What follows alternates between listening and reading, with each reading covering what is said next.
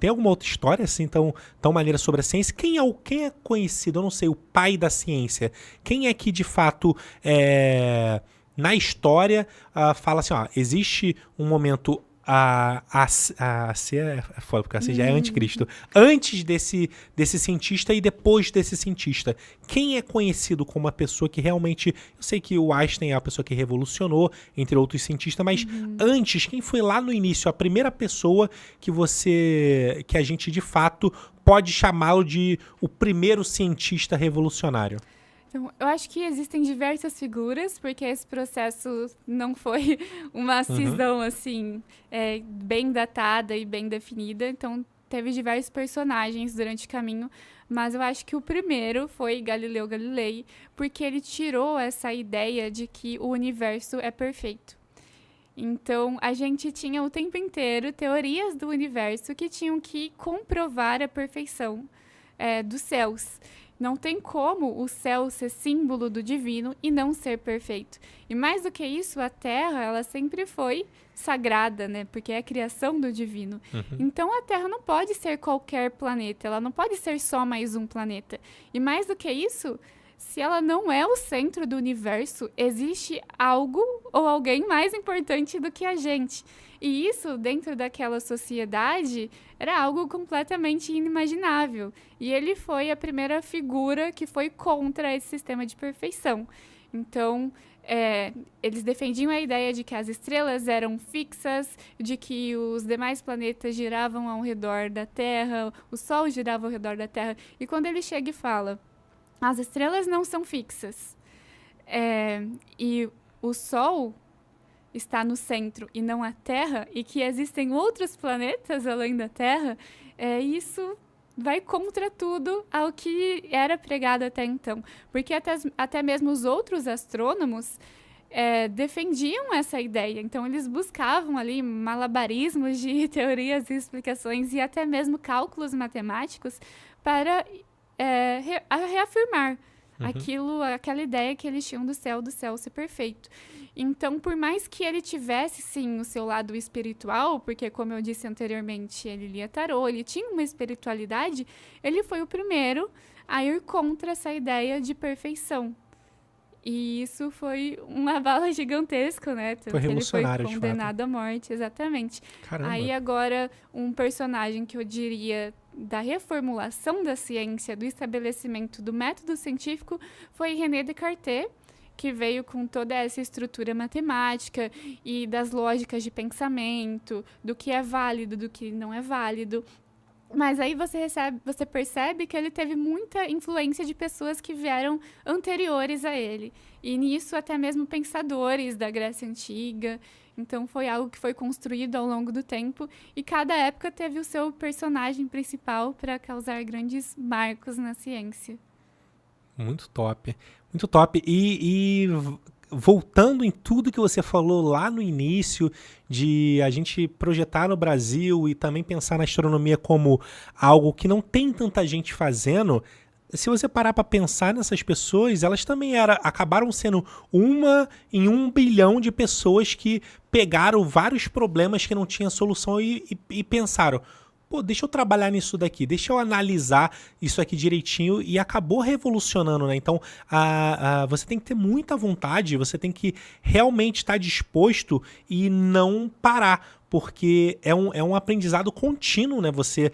Para você encontrar algo diferente do que hoje a gente já tem de informação, acredito que é muito mais complexo do que no passado. Até porque hoje a gente tem a tecnologia ao nosso favor, então para refutar qualquer teoria sua é muito rápido. No passado, pelo menos, se você joga uma teoria de que a Terra é plana, ok, vai demorar quanto tempo para alguém te refutar de que a Terra não é plana se eles não têm tecnologia suficiente para provar o contrário? Hoje, e a gente pode até falar de Terra plana, cara, a tecnologia ela é tão avançada que eu não consigo entender porque tem gente até hoje que acredita que a Terra é plana. Tu sabe, você que já demonstrou ser bem conhecida das histórias da ciência, você sabe aonde se originou a Terra, a teoria de que a Terra é plana e não esférica? Então, vem, né, das culturas que a gente chama grego-romanas, que vem no sentido de ser perfeito. Então, tudo vai se resumir a isso. E durante muito tempo, até a teoria da Terra plana também foi muito reafirmada por conta de trechos do cristianismo. Então, você tem referência aos 4 cantos, e aí você tem a ideia da cúpula também. E, além disso, o apelo à observação. Então, se você olha para o horizonte, você realmente vê algo plano. Então, como tinha esse apelo, mas também é um desconhecimento muito grande da ótica.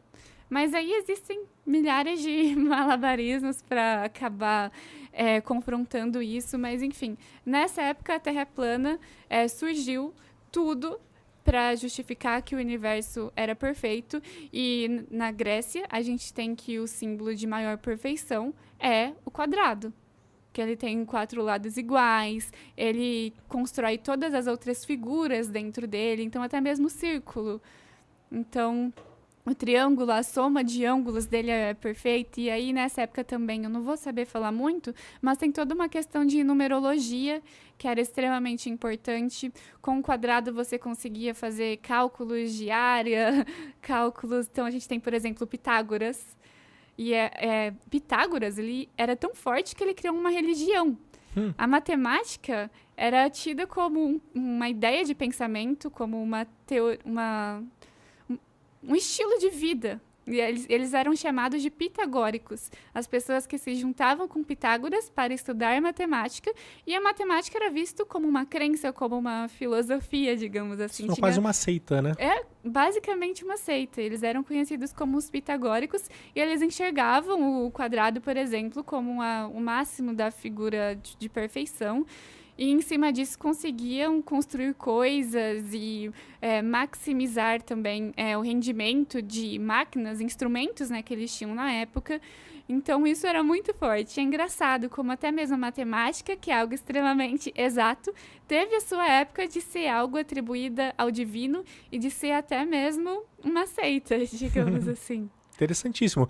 Um ponto que você trouxe que eu não sabia, nunca tinha ouvido falar. Então, lá nos primórdios, eles já chegaram a acreditar que além da Terra ser plana, ela era quadrada. Não, não quadrada, mas por conta da planicitude, né? Então, a gente tem diversos dimensões, digamos assim. Então, a gente tem 2D, 3D, e quanto maior a dimensão, mais imperfeito, digamos, que as coisas ficavam. Entendi. Então, quando você tem algo plano, você tem algo mais próximo da perfeição. Entendi. E aí, não era quadrada nesse sentido, mas no sentido da Terra plana, porque se você tivesse uma esfera, por exemplo, não era algo que eles observavam e era algo que remetia também à imperfeição. Entendi. Então, algo que mais aproximasse ele da perfeição era a Terra plana. E aí a gente vive no mundo 3D, né, 4D, digamos assim, mas eles tinham outras explicações do que seria o universo. E aí o universo, ele seria a extensão da Terra. Então, tudo que a gente tem na Terra em micro, a gente tem no universo em macro. E isso, o universo, é só as coisas que estão ao redor da Terra, porque eles não tinham conhecimento da existência, por exemplo, de outros sistemas estelares, nem de outras galáxias. Tu se sentiria bem de estar no universo e olhar para um nada? Tá tudo preto, assim, falar, cara, não tem fim. Ué, tu curtiu o conteúdo que tu acabou de assistir? Então deixa teu comentário aí, curte e compartilha com teus amigos para geral ficar no hype. Não esqueça de seguir @HypeTalksBR em todas as redes sociais. Valeu? Tamo junto e até a próxima.